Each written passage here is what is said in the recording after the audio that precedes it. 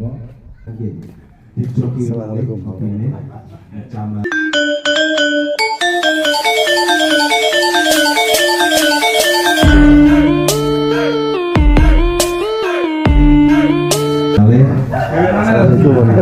Lan sajakipun mangke wekdal monggo cekapipun mangke nggih sarampunipun kalih jejagongan ngopi-ngopi.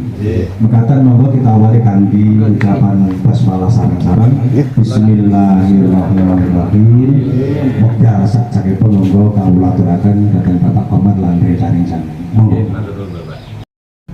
Yang telah melimpahkan rahmat dan hidayahnya pada pagi hari ini di tempat yang mulia. Saya baru tahu nih rupanya Komar undang di pondok pesantren berarti pagi. Pondok pesantren. Insya Allah ini tempat mulia, tempat kita belajar bersama-sama agama, dan alhamdulillah pada pagi hari ini kita berkumpul bersama belajar dengan Pak Komar semuanya. Salawat dan salam kita curahkan kepada junjungan Nabi besar Muhammad Sallallahu Alaihi Wasallam, dan mudah-mudahan kita mendapatkan syafaatnya di Amin. Ini mohon maaf Bapak, saya langsung disuruh. Isi saya nggak tahu acaranya sih, cuman tadi pagi Pak Komar nih kalau saya bilang gurunda saya, jadi guru saya.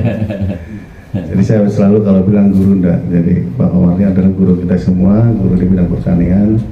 Tadi pagi jam 5 pagi udah WA apa bisa datang nggak? Acara nopo ini kok di pondok gitu.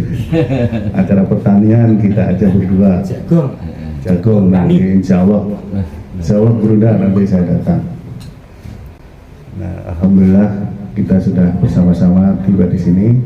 Mudah-mudahan nanti kita semua dapat ilmu atau belajar bersama guru kita Pak Komar. Mudah-mudahan kita semua juga bisa menerapkan di dunia kita, dunia pertanian. Terima kasih kepada Ketua Yayasan Pondok Pesantren Nurul Huda Pak Yai Rahim. Barakallah Pak Yai sudah menyediakan tempat dan acara kita pada pagi hari ini. Mudah-mudahan Pondok Pesantren Nurul Huda mendapatkan balasan yang terbaik dari Allah Subhanahu wa Ta'ala, yang sudah turut serta ikut mencerdaskan petani di sekitar pondok pada khususnya. Juga terima kasih kepada Bapak yang sudah hadir di acara undangan dari pondok bersama Pak Komar. Mudah-mudahan juga mendapatkan ilmu yang bermanfaat. Amin, amin. Saya selain bekerja di PT Delta Agro, kebetulan aktivitas sekarang saya adalah YouTuber, Bapak. YouTuber.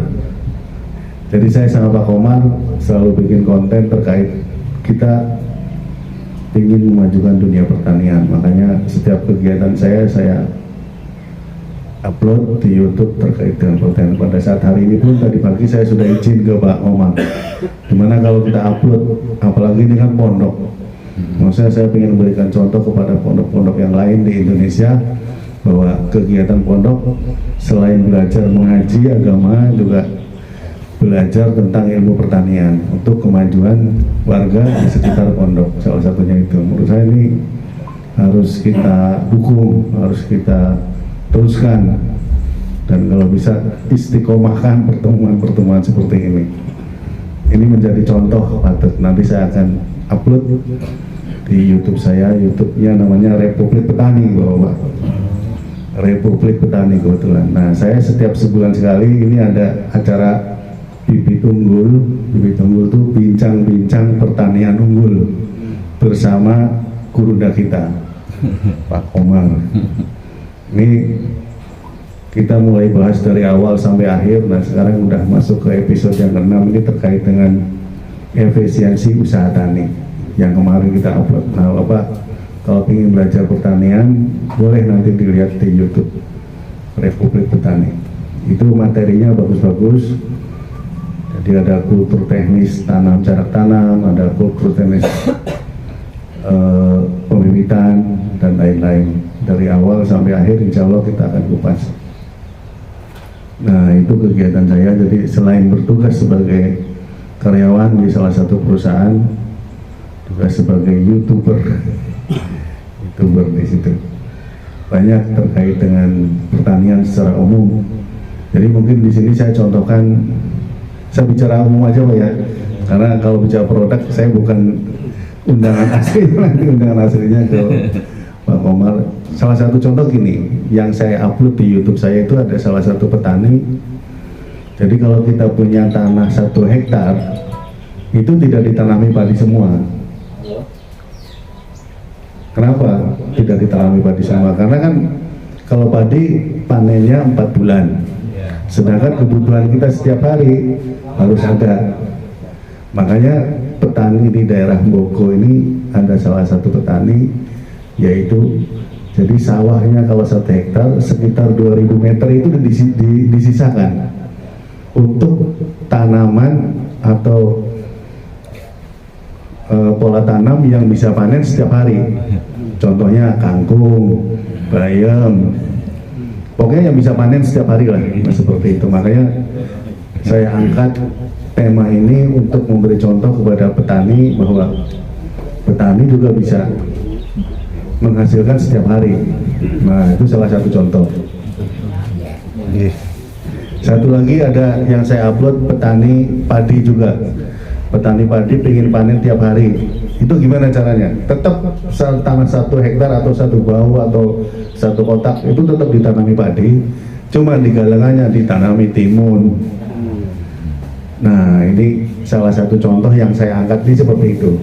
Jadi gimana caranya saya bisa mupuk, bisa beli obat itu tanpa harus keluar uang lagi, yaitu caranya dengan cara bertanam yang bisa menghasilkan panen setiap hari, minimalnya 2 hari sekali. Kalau timun 2 hari sekali.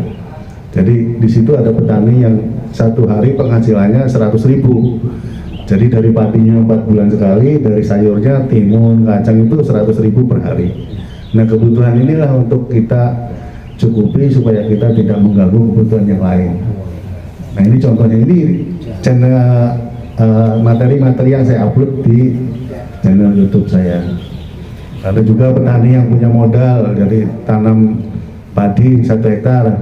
Nah, dia tidak ditanam padi semua, tapi selebihnya atau 1000 meter atau 2000 meter ditanami bawang merah. Ada, dan itu cukup berhasil. Jadi bawang merah panennya kan 50-60 hari, tapi hasilnya bagus. Jadi itu bisa mengangkat hasil taninya gitu. Beda dengan kalau kita punya tanah 5 hektar atau 2 hektar. Ya, ini sih pilihan. Jadi tujuan saya ngupload itu supaya menjadi wawasan atau edukasi buat petani lain yang terkait kendala biaya. Jadi kita bisa akomodir dengan cara tidak semua harus ditanam padi, bisa ditanam tanaman yang lain yang hasilnya bisa panen setiap hari atau minimalnya 2 hari sekali, seperti itu. Nah, mungkin itu sebagai pembukaan dari saya. Jadi sekali lagi saya mohon maaf, saya tidak bisa memberikan banyak hal karena kita emang tujuan saya juga di sini adalah belajar sama gurunda kita dan silaturahim pada bapak semua. Mudah-mudahan bapak-bapak petani di sini dan seluruhnya bisa panennya musim ini bisa panen berlimpah. Dan keberkahan buat pondok yang sudah mengadakan pertemuan seperti ini, insya Allah akan terus menjadi keberkahan, santrinya makin banyak. Dan keberkahan buat umat, tidak hanya umat yang ingin belajar mengaji, juga keberkahan buat umat yang ingin bertaninya maju dan sukses. Oke, mungkin itu dulu udah sebagai pembukaan dari saya. Terima kasih. Wassalamualaikum warahmatullahi wabarakatuh.